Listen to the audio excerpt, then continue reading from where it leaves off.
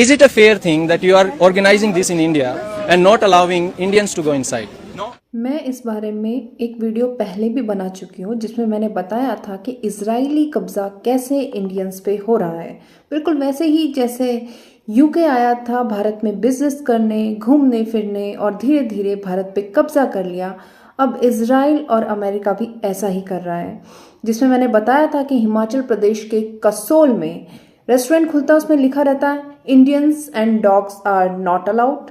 जैसे ऋषिकेश में अब एक कुछ किसी आश्रम में प्रोग्राम हो रहा था, उसमें भी लिखा गया था Indians are not allowed. India में ही लिखा जा रहा है इंडियंस आर नॉट अलाउड। तो ये हिब्रू में साइन बोर्ड लगाना, इजरायलीज को इतना इम्पोर्टेंस देना, ये देश वाकई में बिक चुका है। कसोल बदलने लगा। हिब्रू में साइन बोर्ड्स, इजरायली कैफेज, उनके गेस्ट हाउस, इतना कि लोकल्स ने कहना शुरू कर दिया ये तो मिनी इजराइल बनता जा रहा है। और सच कहे कसोल की लगभग 70% फॉरेन टूरिस्ट इजराइल से आते हैं।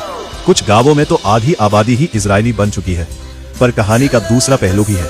जहां एक तरफ ये टूरिज्म पैसा और पॉपुलैरिटी लाता है, वहीं दूसरी तरफ रेव पार्टियां, ड्रग्स का बढ़ता इस्तेमाल और कथित इजरायली कार्टेल कल्चर स्थानीय लोगों के लिए एक चिंता भी बन गया है।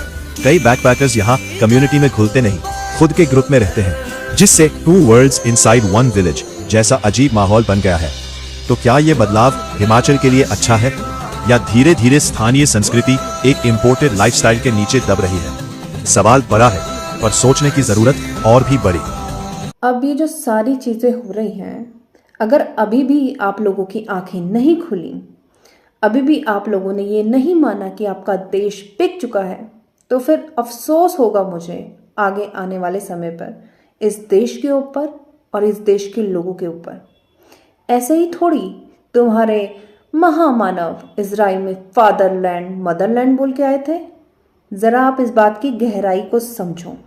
और देशद्रोही के जो आरोप लगाए जाते हैं वो प्रोटेस्टर्स पे लगाए जाते हैं, जो देश के लिए सच्चाई की बात करता है, संविधान बचाने की बात करता है, उन पर लगाए जाते हैं। तो असली देशद्रोही तो हमारे संवैधानिक पदों पर बैठे हुए हैं। अब आप समझ गए होंगे कौन कौन है, कौन कौन नहीं है। तो इस महामानव ने हमारे देश का अपमान किया है, हमारे देश के संवैधानिक पदों का अपमान किया है, और खुद इस देश का जो चेहरा, लीडर, जो टॉप लीडर बताता है खुद को, उस लीडरशिप का भी अपमान किया है। क्योंकि ऐसा गद्दार प्रधानमंत्री पहली बार हुआ, और मैं पहले भी बोल चुकी अपनी एक वीडियो में कि ये मेरा प्रधानमंत्री नहीं है। तो जिसका प्रधानमंत्री है वो अपने प्रधानमंत्री को जरा सिखाओ कि कैसे काम करते हैं।